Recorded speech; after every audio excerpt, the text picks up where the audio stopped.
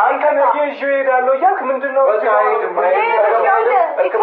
አንድ ነገር መናገር ፈልጋለሁ። ይቅርታ 5 ቀን ክትትል ያደርጋል አይደለ? እዚህ ሙን ግን ግዴታ የለበትም።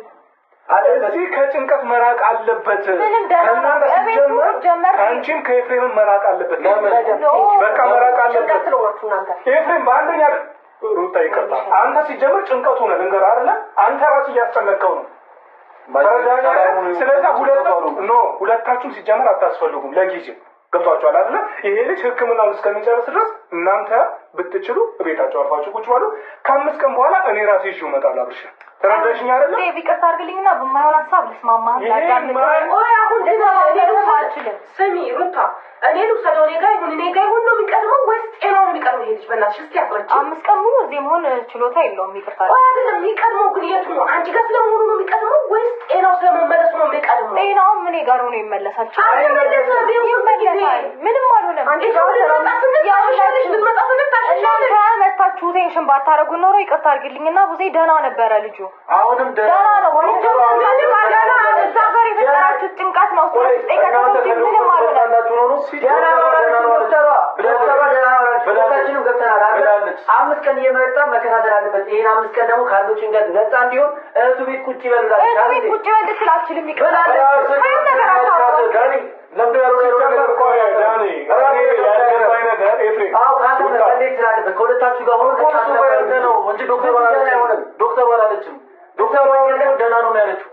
እየመሸባችሁ ነው። ስለዚህ ነው ሙቱ ከዳጋ ክርክሩ ድጋሚ ልጁ በሽታው መጣል ነው። ስለዚህ መውጣት ይችላል። በቃ አብሽ ተነስና ነው ሲጀመር ለምንድን ነው ሲልክ የምትሆኑ? ቤት መተሽ መጠየቅ ትችያለሽ። እኔ ዳኒሽ ቡዜም ሆነ ዴቭ አንቺ ቤት መምጣት ግዴታ የለብንም። አለቀ። አትምጪኝም እንድትመጪ አልፈልግም። በነገርሽ ላይ ደጃፌ እንድትደርሺ አልፈልግም። ሲቀጥል ደግሞ ስላንቺ ጭንቀት አይመለከተንም። እየሰማችኝ ነው? ዋጋን እንደማመጥ እኔ አሁን ስለእናንተ ጭቅጭቅ እንደዚህ አይደለም መስማት የምፈልገው። ልጁ ጤነኛ እንዲሆን የሚፈልገው 5 ቀን ይቀመጣታል። በግድ ይዘሽው አትወጪም። ዛሬ አትወጪም ሩታ። ከኔ ጋር ከሚስቱ ጋር ሆኖ ክትትል አይቀመጥም። የራሱ ጉዳይ እንደፈለግ አስብ። ልጁ ግን አሁን ላይ ጤናው ነው የሚያስጨንቀኝ። ትዳር ምናምን ከጤና በኋላ የሚቀርበው ልጁ ከሞት አልሰማሻትም ዶክተሯ?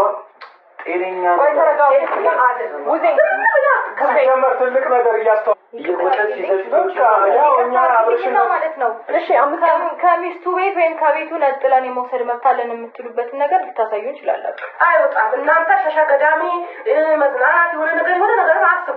ልጁ ጤነኛ ሳይሆን 5 ቀን መታመምባቸበት ችግር የለውም። 5 ቀን ግን መንገድ አለብኝ ብለሽ እሱ ጤና ስለ መንገድሽ ታወሪኛለሽ። መንገዱን ተው ነው ብዙዬ 5 ቀን የተባለው ተውሹ ከዚያ አይወጣም። ይሄ እሺ 5 ቀን የተባለው ይቀርና ለአንድ ቀን እዚህ ረፍሽ ከዚያ ይወጣል። ይረፍ ዛሬ ተሽፋቶች አንድ ቀን ይረፍ። በቃ ሁላችንም እረፍ እንላታለን። እህቱ ቤት ነው ያፋታል።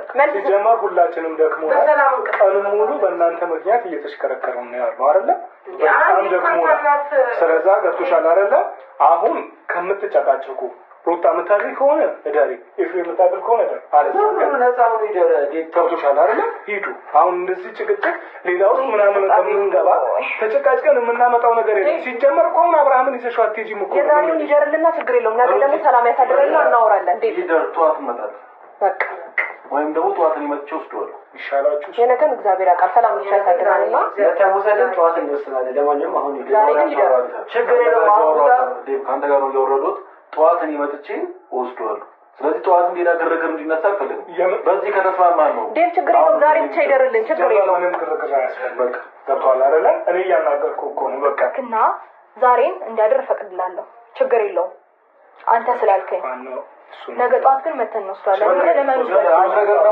ይሄንን መጠየቅ የፈለግከው ጥያቄ እኛ የለንም አይደል? መጠየቅ የፈለግከው ጥያቄ አሁን ጠየቅ። እኛ በሌለ ነበር። ነገ ግን ሰላም ነው። መተን ስንወስደው ነገ ሰላም ነው። ያው ማረፍ አለበት። ደግሞ ከእሱ ጋር እንጨቃጭቅም እኮ መጠየቅ ያለው ነገር ራሱን ያውቃል። ችግር የለውም። ለእኛ ተውልን። እናንተ ብቻ ሂዱ። ይኸውልህ መጠየቁን አትጨቅጭቁት። እኛም ጭቅጭቅ ሰጥቶ ነው። ለእኛ ተውልን። በቃ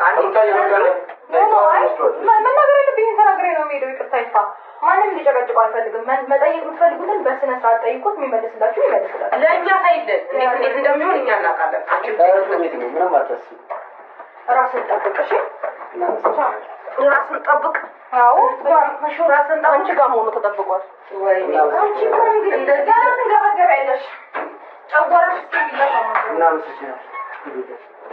አብሽ ደህና ነህ? አሁን እንዴት ነህ?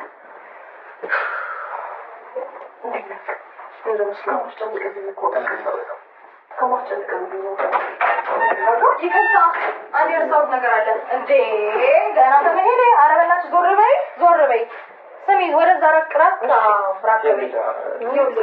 እኔ እኮ ይሄንን እኮ ነው የምለው እንደዚህ ተለጥፋበት እያስጨነቀች አይደለም እኮ ለምን አይገባችሁም እናንተ እዚህ ስሩ ሊስት እያለው ቤተሰብ ናቸው አይደል እዚህ ስሩ ተለጥፋ ምን ትሰራለች ምንም አትሰራም ለምን ዞር አታረጋትም አንተስ ለምን ታስጨንቃለች አንቺን ዞር አላደርግም እኔማ ሊስቱ እሺ ሄዳችሁ ነበር በቃ ደህና ደርልኝ እሺ ጌድሽ ቻው እሺ እየተንገበገብሽ ጌድሽ እንደዛ አድርጊሽ አዎ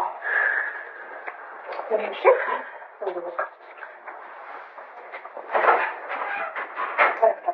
በቃ ይሄ ምን ይራፍት ያለው